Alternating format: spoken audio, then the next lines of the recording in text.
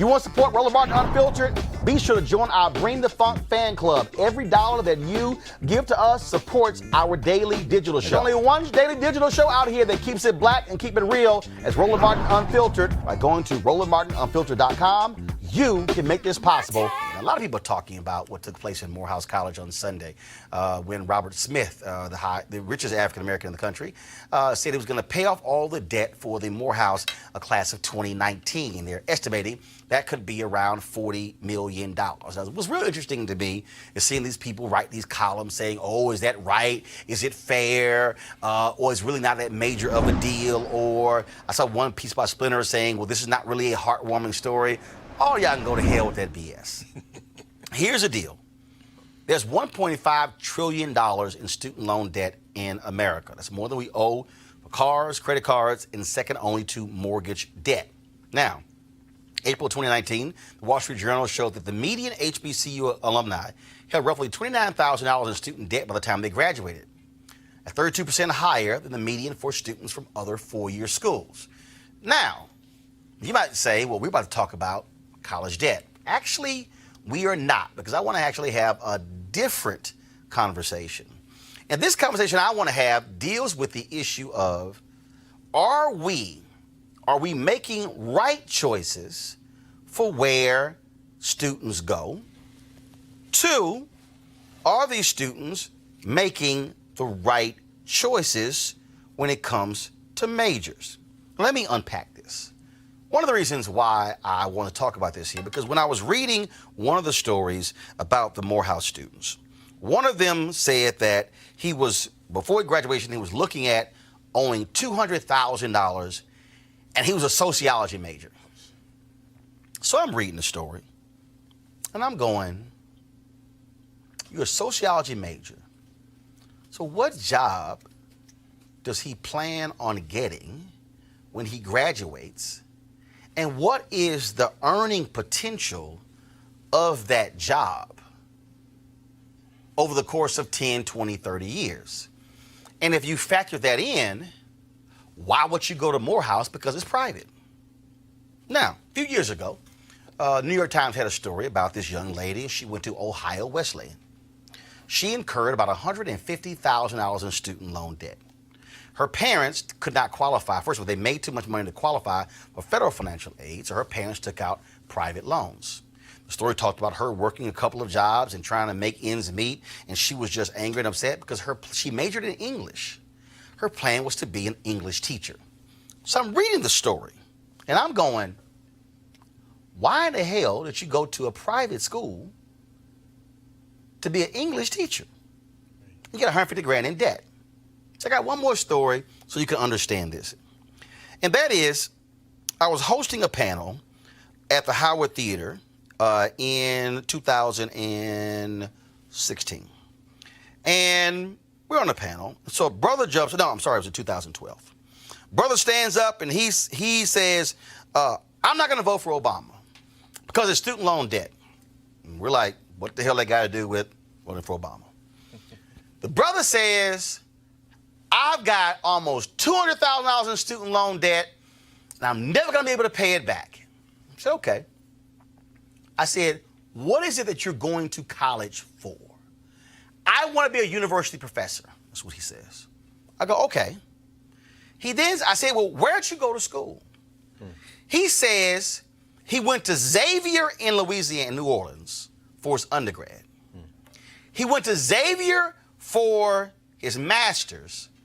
And then he was at Tulane in New Orleans for his PhD. And the panel's going to ask, I said, no, I got this one. I said, who told your dumb ass to go to 3 private schools? The brother was angry about student loan debt, yet he made the decision to go to 3 private colleges. And I said, did anybody in your family sit down and go, this is what this is going to cost if you go get your undergrad and your master's and your PhD?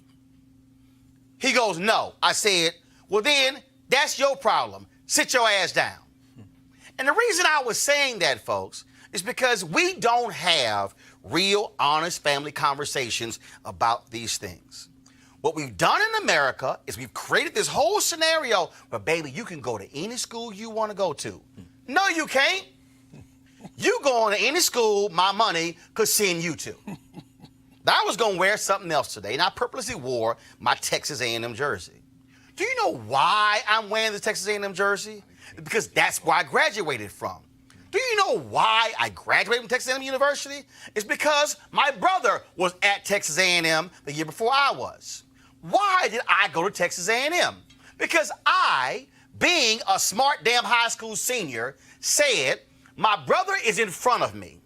My sister is behind me, which means that my parents, who never have made more than 50 grand combined in their entire lives, are going to have 3 kids in college at the exact same time. Now, coming out of Jack Yates High School, Magnet School of Communications, I was voted the best student there. When it came to journalism, if I want to use sports, I was a 5-star player. I could have gone to Northwestern, to Syracuse, to Missouri, all these top schools. In fact, I could have stayed in Texas and got to the University of Texas, which had the top journalism program in the state. I could have gone to North Texas, and they had the second best program. But I said, no. Why? Because my mama and my daddy had finite money. And if I'm going to the same school as my brother, that means that they could visit both of us at the same time. When it was time to go home, we could travel home together. If I needed something, I can get it from him, he can get it from me. Because, see, I was thinking about not just me, I was thinking about my parents.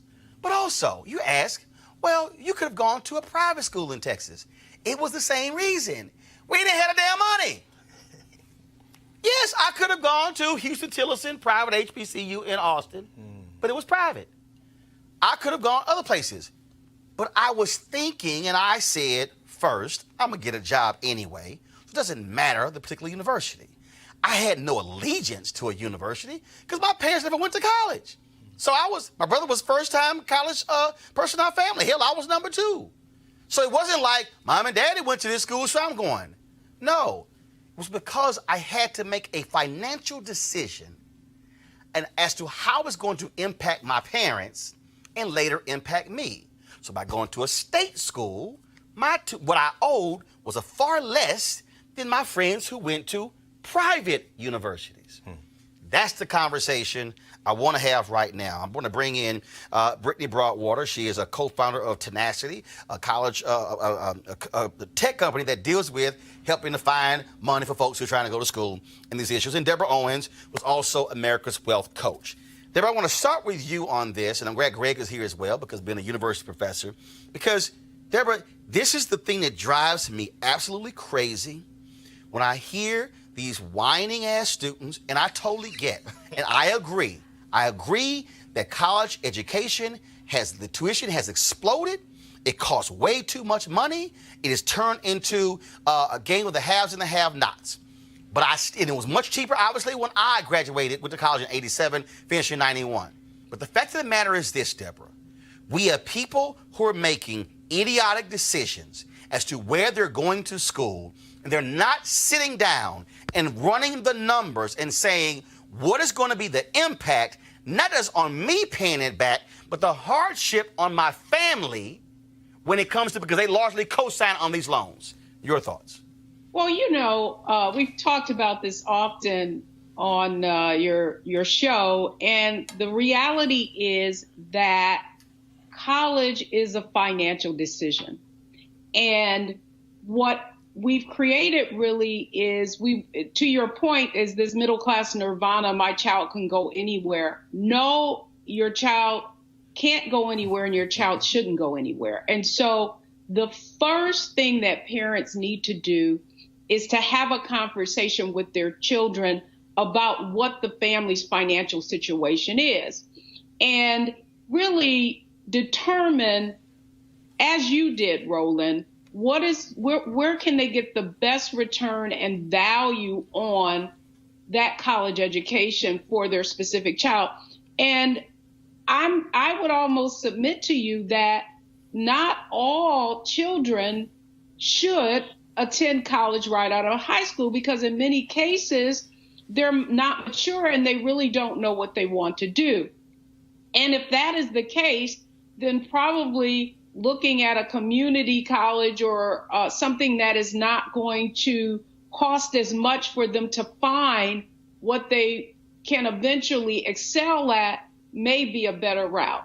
And because the reality of it is I'm sitting down at Wealthy U with too many parents and grandparents who have co-signed on these loans, and the children have defaulted.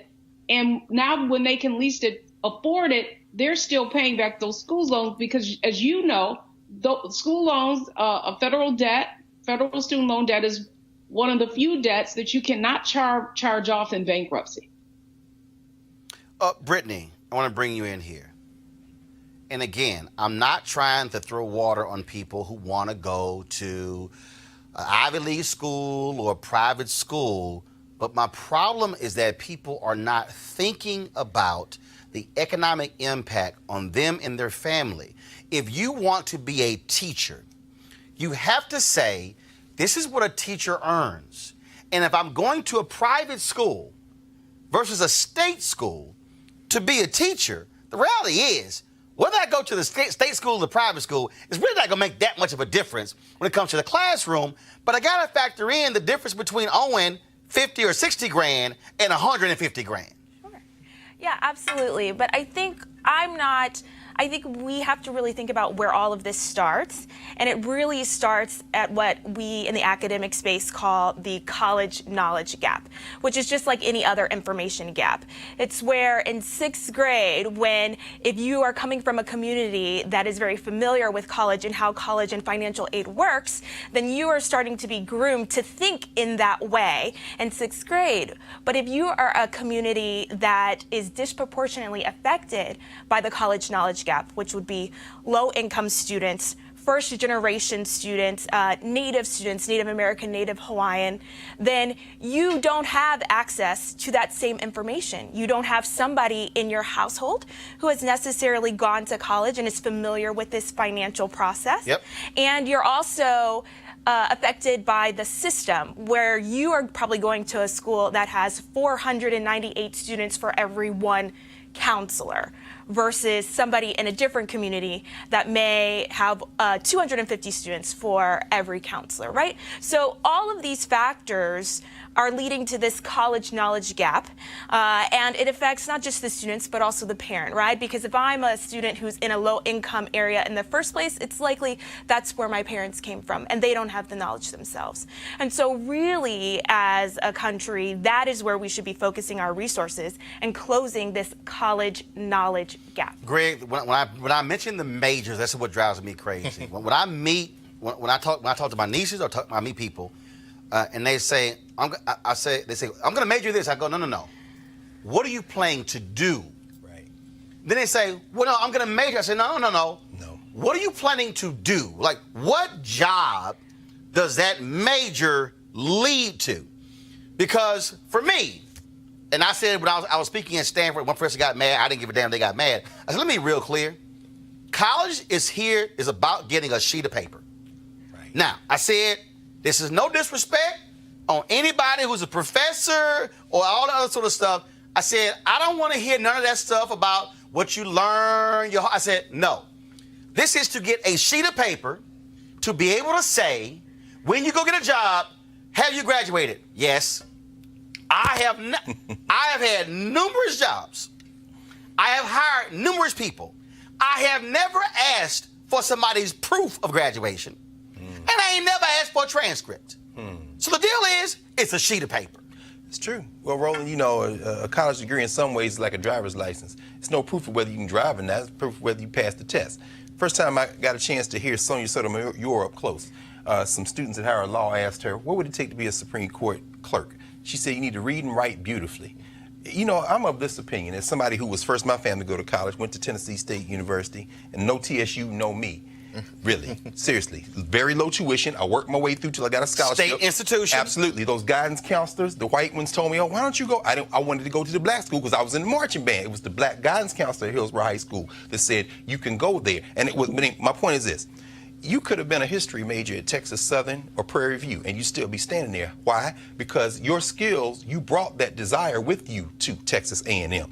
I tell students all the time, unless you're in the hard sciences or some of the things, you know, what you major in is secondary to what you do with your skill acquisition. Stop trying to hustle and get through these classes. Get that reading and writing down. Get that work. And what I see at Howard, what I've seen at Morehouse and Spelman, what I've seen all over the country in the HBCUs, the students who take advantage of internships, the students who work in the summertime at what they want to do, if they're an English major, if they're a history major, if they're a sociology major, but they spent their summers at the Museum of African American History and Culture, or they spent their summer, they get that job because you're absolutely right. That's what you do. But I do agree finally, cost is important.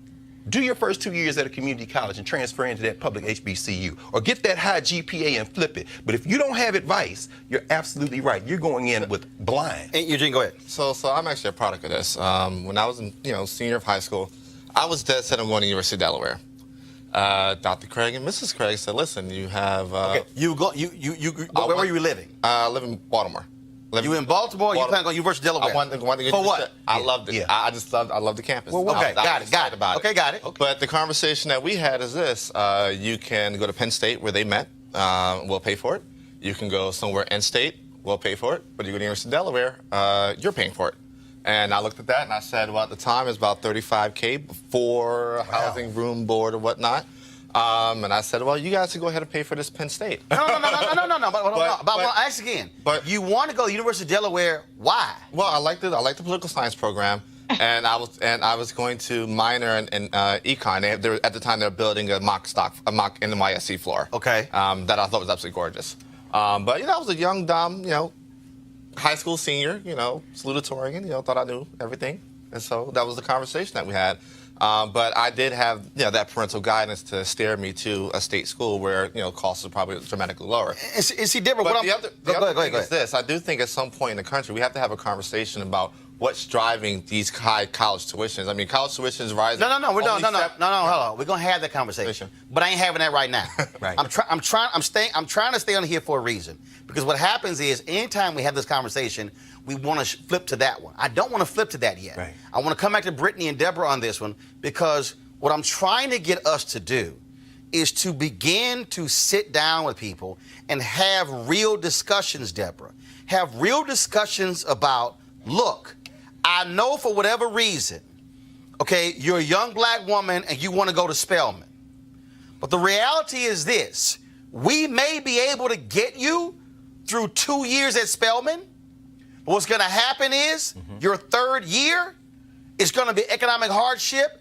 And what we know, the case at Morehouse, the retention rate drops every year for black kids. And it's funny. Not because of education. That's right. Because of finance. That's right. It's a bunch of black kids, Deborah. Oh, Howard, the Mecca, HU. But if your ass can't afford to graduate from there, then you might need to go to another university. If you in Baltimore, you want to go to HU, but you ain't got HU money because it's private, you might need to go to Morgan State. Yes, sir. You might need to go to Bowie State. So that's what I mean here. What I would say, Roland, I think it's two things. I think, as a community, speaking specifically to the black community, is that planning comes even before the 6th grade. It comes when you have children, right? And so what we must do is start saving when we have children and start putting money into accounts, now 529 accounts, so that we're planning and we're opening up the opportunity for our children. The other point I would make is that if you have an academically gifted child, and I'm sure Brittany will talk about this, there are a number of scholarships out there. In fact, I have a great friend. They literally, if you go into the United Negro College Funds database, they have all of the scholarships that you can apply for, and they basically made it a job for them and their kids. And when their kids went to college, they ended up with an additional $50,000 that they did not even have to use. And so cost is one thing, but we also have to be strategic and really look at our children and what their strengths and gifts are and begin to position them and take advantage of opportunities that can mitigate and in some cases almost eliminate that cost. So I'd really like for Brittany to talk a little bit about what parents can do and how her tool perhaps helps parents identify those opportunities. But while you're doing that, I want you to do that. But also, I want to deal with the reality of the kid who's not gifted. I want to deal with the reality of having an honest conversation with your child who is a sophomore in high school or a junior or senior, saying, what do you want to do? Because here's what Roland's not gonna do. I'm straight up. I got 9 nieces and 4 nephews. Uncle Roro has no plans to send your little ass to college, and you're unclear about what you're trying to do, and I'm spending money while your ass trying to figure it out. Because what I'm not gonna do is pay for a 5th and a 6th year. Ooh. I'm paying for 4 or 4.5. But we ain't getting to 5 and 6 because you switching majors and you going here, because the decision to switch majors has an economic impact on the family. And so what I'm trying to get us to do is to understand there's a dollar attached to every decision. Brittany, go ahead. Sure. And I think what it is, it's a matrix. We have to figure out what is the best fit college for you. And certainly finances are a part of that. About 95%. It's a large part of that. But a lot of the issues that we end up with are because we don't actually understand the financial aid process. So the professor here shared, you really should consider perhaps starting off at a community college because it tends to be more affordable. I would say... Oh, don't run over that, because the problem is, I don't care if your ass trying to get away from home. I don't care if your high school classmates going somewhere. Right. Sure. That decision is still an economic and an academic one, and you got to walk somebody through. No, absolutely. But you also have to understand that for some people, going to Stanford University could be more affordable than going to a community college. Right? Mm-hmm. Absolutely, right? So you have to understand how financial aid works. If your household income is less than $65,000, I'm using Stanford as an example because that's my alma mater, then you will go to college for free. If you have a certain academic and you get admitted. If you're admitted, right? If your income is under $125K, they are going to send you there and be a generous scholarship fund for you so that you don't have to take out private loans. And they're going to ask very little from your parental contribution. So it's really important to understand the financial aid process. For our students that aren't in that top tier and have the opportunity or meet the standards for going to some of our more selective colleges, it's really, about having the appropriate conversations. And having a financial conversation is not even easy for adults to do, right? So let alone children. Our app definitely goes through and actually has a script that you can literally sit down in front of your parents and say, I'm just gonna follow this script right now to have this conversation with you. But again, we have students coming from all different backgrounds, and we hear stories even about students culturally that are coming from different countries that wanna engage in this process. And their parents say, well, I come from a country where we don't give the government any information about our finances, any of our personal information. There's no way I'm about to give the United States government some of this basic tax or Social Security information. They don't understand that. So we're really having to really address a lot of different barriers when it comes to this knowledge gap. And I'm pushing so hard on this. I'm pushing so hard on this because, again, sure, you have all these candidates who are talking about college should be free, but it ain't happening next week. No. And it's not going to happen in the fall, and it's not going to happen by the fall of 2021. So we have to be real about this. We have to be real with these expectations. And I'm so adamant about it when it comes to career, but also when it comes to college, because look, I look at my sister. My sister and her husband, they got 4 kids, okay? She's a Texas A&M graduate. He got his master's from there.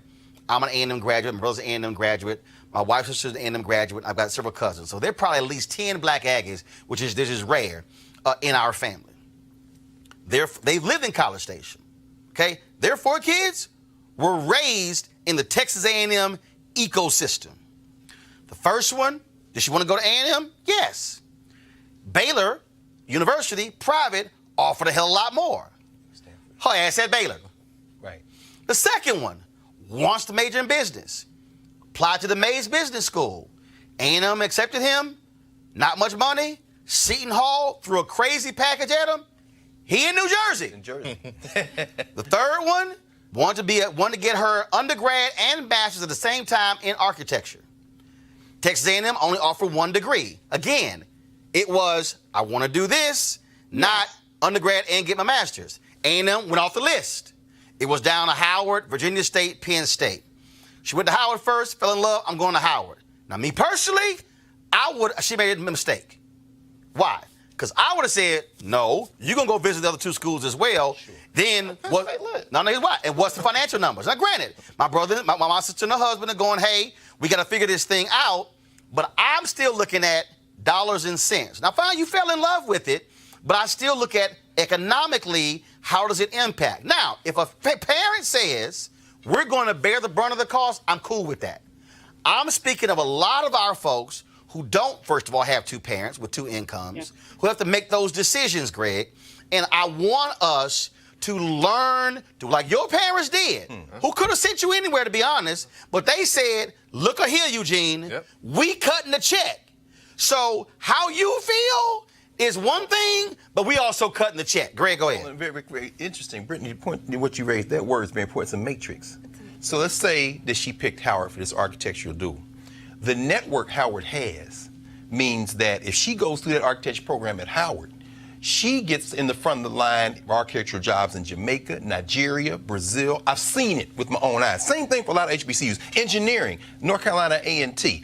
Business, maybe you go to Clark Atlanta or Tennessee State or Jackson State. But as somebody I'm first in my family to go to college, as I said, every degree I have, my law degree, my master's degree, my PhD, were paid for by the universities, by Ohio State, by Temple University. But that's because when I got to college at that very low tuition state HBCU, I think Norfolk State, Virginia State, all those places, I had a faculty who saw my potential and said, son, you're going to bust these grades out and we're going to put you in this network to get those scholarships. It is indeed a matrix. Right, which means that you're thinking beyond just, I like the university, Deborah exactly. and Eugene. You're saying, no, it's the network, it's what's available to me when I graduate. All of that factors into one's decision as to where they're going. Eugene, then Deborah. Eugene? I agree 100% with you. I think, that this is a very broad conversation.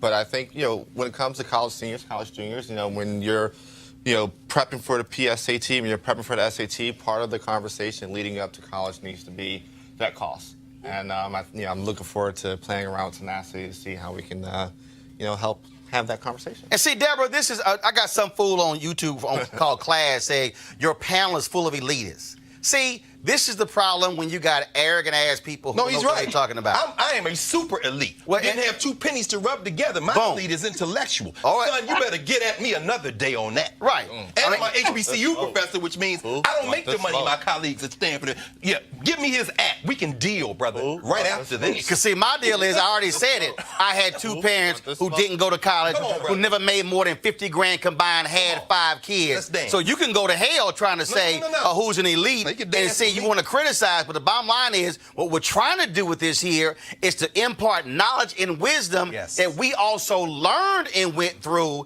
as opposed to a bunch of our people making financial mistakes, Deborah, going to a university for 1 or 2 years, coming home, and guess what happens? You come home because you don't have the money to stay, and now you got to pay student loan back. You can't get a job because you don't have the degree, and now, speaking of a matrix, now you're really in a matrix because I'm sitting at home, and the letter's going to come 6 months later, and if I can't pay it back, if I went to HBCU especially, I'm going to hurt the default loan rate because I can't pay my loan back, and I'm going to hurt the next black student who's coming to school. Deborah. Come on, brother. Yeah, and to your point, I think what we've all discussed here and the points that we're making, it really is the difference between playing checkers and chess, right? You know, that checkers thing is, oh, I just want to go there because that's how I feel. Whereas we're really talking about putting a strategy behind it. Your point is, who do I want to be? What do I want to do? And then what are the tactical strategies that I can get there with the least investment with the highest return? And I really want to kind of double click on something that the professor said, and that is that social capital that you do gain by attending somewhere like a Howard or a Hampton.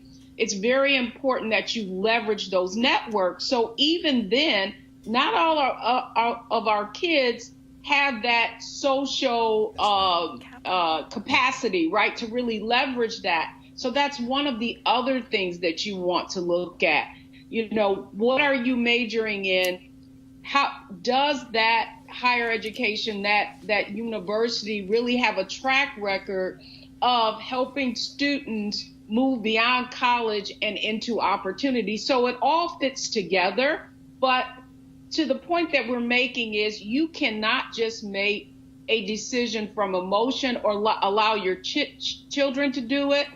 They have to understand what resources you're working with, and then what their responsibility is in achieving, once they do attend, you decide on something, what their responsibility is in holding up to that bargain and valuing what it is you've all decided to do. And again, for me, Brittany, the issue that I have here is what I'm looking at. I'm looking at the reality that a lot of African Americans are not graduating from college, not because they don't have the ability or because they flunked out. It is because of finances. And that decision as to where you go to school is directly impacted by those previous years of conversations. Not just your academic study, not the scholarship that you may have received, but it's a question of, again, things you have to think about. For me, I understood that if I chose to go to school out of state, how am I getting home? Where's the money going to come from for me to fly home and to fly back? Where's the money going to come from if I want my parents to come for Parents Weekend? Where the dollars are going to come from? See, those are things that people think, okay, I want to go there, but it's like, it's some other stuff that's involved here that goes beyond just that we have to walk folks through to understand. Yeah, and it's an entire list of things, right? But this is part of that financial conversation that we have scripted out for you, right? So it's not just about tuition and room and board, but also food in some cases. It's also about entertainment. I think a big part of the college experience is all of the people that you meet and all of the new experiences that you have. Are you able to afford that? Are you able to still participate on a campus that perhaps most people are coming from a different socioeconomic background? These are all conversations that need to be had, again, starting at a very, very young age, because to have the conversation 3 months before you actually need to select your college is not the time to have it. This is an ongoing conversation that really starts very early. I'd also like to add, for our parents listening, that you should never be afraid to ask for more. So once you receive your financial aid package from all of these other schools, you can certainly go back and say, this is still not enough. What can we do? Right. And you'll be surprised how many colleges want to have that conversation with you. And so it's really important to, yes, fulfill the matrix, fill it out and look at all of those things. I'm going to throw a bone to your nieces and nephews and say that it is also important to identify what it is that you love, and to really go after that, as long as you have a plan. If you are going to want to be a teacher, if you want to be a photographer, you need to understand what your income is going to look like, and then you need to plan appropriately. But it's, I see a lot of students who also are just making decisions based on money and the type of salary they're going to get once they're out of college, and that's also not a good plan. Again, it's a career issue. I mean, again, look, I was probably about a month or two before I was going to graduate. We're in the car driving. My daddy says, son, you really sure you want to do this journalism thing? because he was looking at what journalists make coming out of college. I'm looking at him going, you asking me that damn question? After 4 years of college, after going to a school of communications for 4 years in high school, so I've been doing this for 8 years, and you really asking me that question right now? I went, really? Really, dude? Now, again, for me, I understood the long-term deal. Yeah. I got offered $20,000 coming out of college with multiple internship, multiple jobs, radio, television, and newspaper. I said, y'all got to pay me $22,000. I'm going to take another job. A smaller paper, a vice president of a night reader said, you should work at this small paper here. I'm like, no, y'all too small. Because I knew what my worth was coming out of college. It wasn't less than 20 grand. Took the job, got 3 promotions in a year and a half, went from $20,000 to $34,000 in 13 months. The point is, I understood long term. So now, my daddy and mama living in my house in Dallas, that's paid for. Yeah. Yes. I'm paying property taxes. They cars paid for. Guess what? Journalism paid off. And now he understands that. But again, and you love to do it. But I was right. Point, yeah. But the point is, I love to do it. I knew what I wanted to do. Yes. So when I went to college, I wasn't just majoring in journalism. Yes. I understood what jobs I wanted to do in journalism. So what angers me is when I talk to college students and I say, what do you want to do? And they go, oh, well, I'm a history major. Okay, but have you thought about what you want to do with it? So when you walk across the stage, we kind of have an idea, because there's one sister who I met at an HBCU who 4 years, she's a chemistry major. Yeah. She got a chemistry degree. And I'm like, I said, well, what's next? Oh, am I going to go to dentist school or law school? I'm going, wait. I went, what was the last 4 years in? If you're going to law school to be a patent lawyer, because I went to law school with a cat like that, you've got a plan. But Roland, see, I'm trying to get us to think, be at the planning part. No, but you're raising something that's very important. I hope and I'm glad you said that, Brittany, about doing what we love. Our people came out of enslavement virtually unable to read and write in English. Within a short period of time, Mary McLeod Bethune talked about this before Congress in 1943. They wiped out illiteracy, went in those black colleges, this is the point I'm going with this. The folks who didn't go to college pawned their stuff, went into sharecrop to help finance the education of a generation that would, and that generation had a purpose. The farther we get from that lash, the more we start looking like the rest of these Americans around here. I want to do what's in it for me. No, your purpose is not just informed by what you want to do, it's what's going to also help your community. And if we can just see ourselves clear, give some money to Texas A&M black folk. Give it to a scholarship fund for black students. Give to every HBCU if you give $1, and get our young people in so that I got to know where this app is, because I got a bunch of middle school students and elementary school students who need to look at it, and high school students. Drive these Saturday school programs. Drive these after-school programs where we inform our young people so that they don't go to college. I don't know what I want to do. No, that's not an option for you. You're part of a people who have purpose. Precisely. I think it's so important that we really, as a community, try to engage young people. A lot of times, I think we really much depend on the school to do that work. Can't do it. They depend on the school. Like you said, not with one guidance counselor serving 500 kids. Exactly. So we, as a community, and as we have to support these after-school organizations that do this work, and it's very crucial work that they're doing. And so if you are a parent and you are going to a school that has one college counselor for every 500 students, then you need to start also looking for other opportunities for your child to get the more of that one-on-one support. And that could be at the church. Yes. That could be at after-school program, sports organization, and to really think of those individual coaches and leaders in that space as additional guidance counselors. Yes. Final comment, Eugene, and then Deborah's going to close us out. I agree 100% with what everybody said here. If we have a system that's pretty much built around getting people from high school to college with the ACT, the SAT, bunch of standardized testing, part of that college discussion has to be, what is the proper fit? What is your game plan? How you're going to pay for it? And how you're going to thrive as a functional member of society afterwards. Deborah? What's the app? The one point that I want to make is that for parents, don't just wait till college. There are a lot of things that you can do in high school. Your student can take get college credit during high school. Many community colleges, starting in your junior year almost, you can get out of high school and already have completed what would be an associate's degree. To your point, Roland, we have to be more strategic, learn more about what we can do with our kids to make sure that we're making a financial decision for our whole family and we're not putting our family in financial jeopardy. Let me say it again to all the folks who are watching. As a high school senior, I could not be arrogant and think of myself. I had the credentials to go to the top media colleges in the nation, but I didn't, because what I understood is that, one, I was going to get a job. I was going to be successful.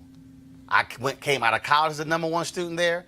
I came out of high school as the #1 student, came out of college as the top student in journalism. So that was not an issue. But I had to factor in my entire family situation. And what I was not going to do is the mistake like a lot of people make, where they say, no, I'm going to go here, and not think about the brother or the sister who's behind them, or even the one in front of them, and look at it from my parents as well. I paid off all my student loans. My parents did not give me a dime for my student loans. I paid them off because of what I did in my career. And let me make this last point, and I know that, and I was talking to my niece earlier about this here. There are a lot of people who are rightfully complaining about the cost of tuition. But let me remind people of something. There are a lot of us, when we graduate, one of the first things we do is buy a new car.